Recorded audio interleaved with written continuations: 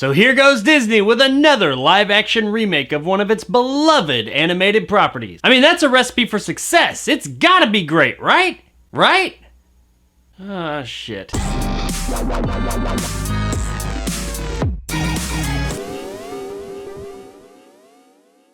Mulan is brought to us by director Niki Caro and is a live-action remake of the 1998 classic. It seems odd calling something a classic that came out in 1998, but I guess it is a classic because a whole lot of people like that movie, so much so that they made a live-action version of it. But as we have seen with Disney's previous live-action efforts, just because the original was a classic and they made this does not mean this is going to be a good movie. Just look at Beauty and the Beast, which was okay but unnecessary, Aladdin, which was fairly gratuitous and definitely unnecessary, and the Lion King remake, which was just pretty fucking lackluster. However, what Mulan does do different that those came before it did not is that it is deviating from the original story at least a bit. This is not like a shot-for-shot remake of the original Mulan. It is a retelling that is definitely heavily inspired by the original animation, but it is not a carbon copy of it. They did actually set out to tell this story in their own way, so I will give them that much out the gate. Disney's live-action remakes that came before this movie were all just trying to be carbon copies of the animation version, but in live action, and that made them all come across as gratuitous cash grabs, which is pretty much what they were. I don't care what anybody says, that is what these movies were. They didn't seem like they had much passion behind the making of them. So the fact that Mulan is trying to tell this story, at least in these filmmakers' own way, is commendable in my opinion. There's no song and dance here or talking animals. It is a bit more of a grounded version of this story. I mean, there's still magic and stuff in some parts, but it's not through and through. She's not talking to crickets and dragons throughout the movie. No, this is a bit more of a grounded version of it. They did take a bit more of a realistic approach within the confines of this story. Now, admittedly, I'm not super invested in the original Mulan. I saw it once, but it was years ago. I enjoyed it overall, and I remember thinking that it was a bit better than most of the animation fare that we got at that time. I also personally don't hold Disney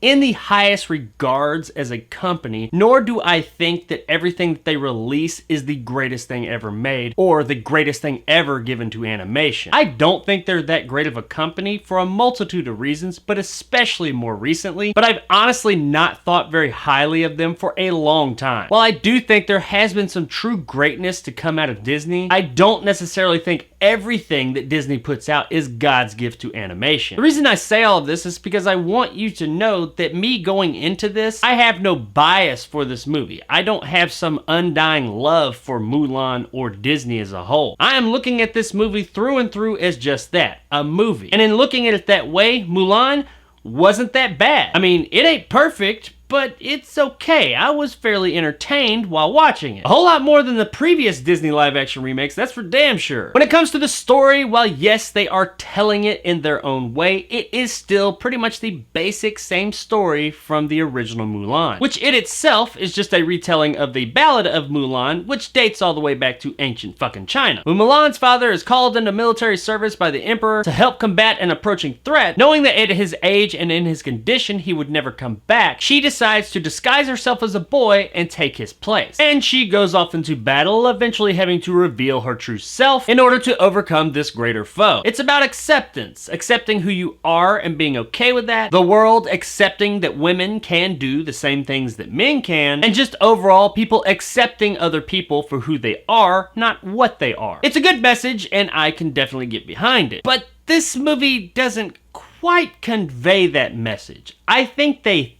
thought they were conveying that message, and that is definitely the message they were going for, but due to some of the decisions they made in the story department, that is not the message that they convey completely. I feel that the movie was trying to convey a girl power message, and that's great. As a father of daughters, I can totally get behind that. And really, for the most part, I did like how it wasn't in your face. It was fairly subtle, though it does become a bit heavy-handed for a few minutes there near the end. And I understand that it's the message they're trying to convey, and that's fine, but like the rest of the film that has led up to these parts, subtlety goes a lot further than in your face. It may not seem like it does, but subtlety tends to sink in a lot more than being slapped across the face with something. Now, while the movie is trying to convey that I can do anything, you can do better message, as I said earlier, one of its core values is be true to yourself. And I think that they did get that message across, kinda. But it's more like, be true to yourself and don't be afraid to hide who you are if you're special. Which one would expect at that part for the movie to say something like, everybody is special in their own way. But no, that's not it. It's just Mulan. She's special, so it's okay for her to be who she is. If you ain't special though, you might want to keep that shit to yourself. Don't come out as who you are. Just keep that shit bottled the fuck up. This story beat in the movie made it less about perseverance and being all that you can be, and more about kinda having superpowers. And I felt like that kind of undermined the whole message of acceptance and the I can do anything, you can do better idea. It becomes less about I can do it because I am an equal to you, and more about, yeah, sure you can because you got fucking superpowers. I mean, they're not superpowers, but when you see the movie, you'll know what I'm talking about. There's something Mulan has that a lot of other people don't, or at least not as much as she does. All in all though, all mixed messaging that the story may have, the story was overall okay. The performances here overall are pretty solid. There's no bad ones, but there's definitely some that are better than others. Liu Yifei, hope I'm saying that right, as Mulan is fine. Not great,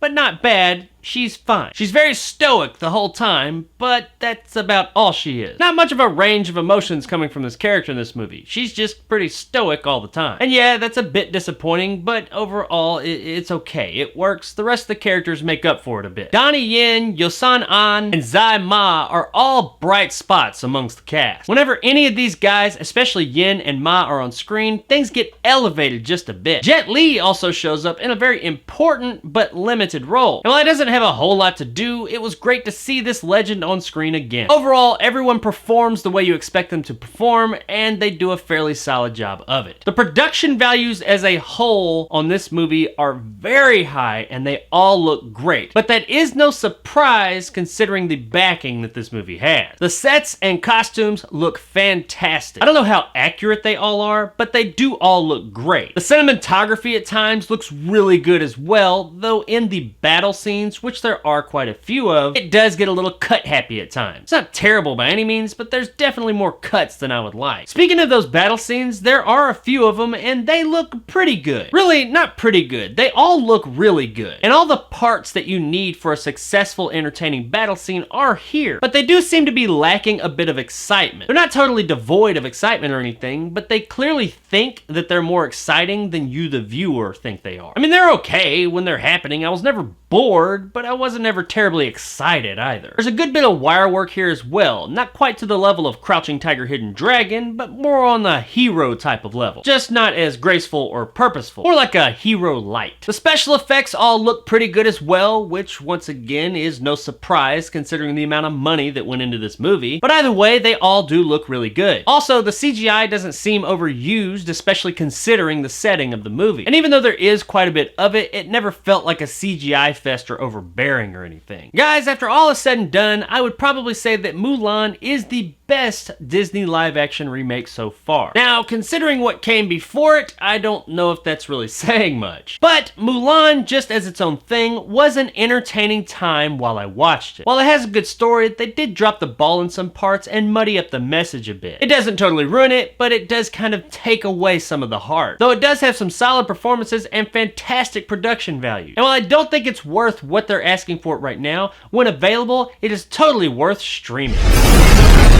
Across the street.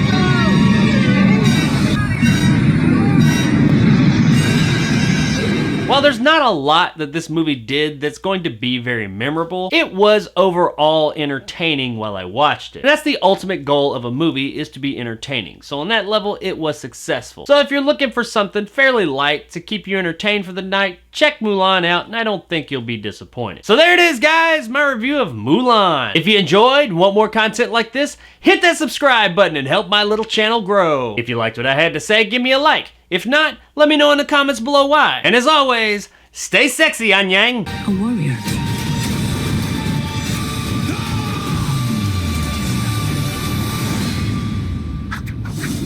So I didn't include this in the main review, but we gotta talk about it. The price, as of right now, to watch this movie. As you may or may not know, right now the only way to watch Mulan is through Disney+. There's no physical media, there's nowhere else it's going to show up. Disney Plus is the only option you have. Okay, that sounds great, right? I mean, Disney Plus costs like $8 a month, I think, so $8 you get to see a brand new movie, right? No, you are incorrect. On top of that $8 a month, or however much you pay a year for this service, that in my opinion is not really worth it, but that's a different video altogether. You also have to pay what they call a Premier Access fee. And this fee would be $30 fucking.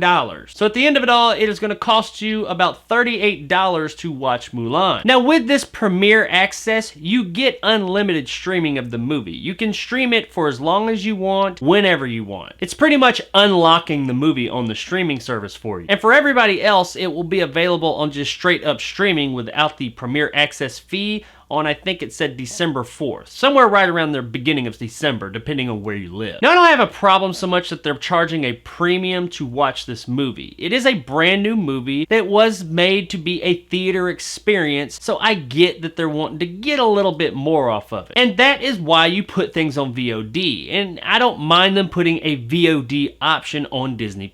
However, it's the way that they've gone about it and how much they're charging for it too. First and foremost, $30 is fucking insane for this movie. $30 is insane for any fucking movie. Let me put that out there. $20, okay, that's kind of become the premium for VOD movies. But $30 for fucking Mulan? Come on, Disney, who the fuck do you think you are? This is one of the reasons I have a problem with Disney. You can't convince me that at least part of the reason they're putting this movie out for this amount of money is because they know we're Disney. People gonna buy our shit, we don't give a fuck. I get it's a business, okay, that's fine. But fuck, man, take care of your customers a little bit. Don't try and fuck them in the ass at every turn. Now, the other problem with this that I don't think a lot of people realize is that when you buy something on VOD, when you purchase that digital movie for usually $20 or less in other cases, you can watch that movie as much as you want. You can take it where you want, you can see it anytime you want. It is yours, or at least the rights to it are yours. You can watch it whenever you want, you take it, you do whatever. And you're saying, but you said that I can watch Mulan whenever I want, as much as I want. You can, but you don't own shit. You didn't do anything but unlock this movie. You essentially did what they're going to do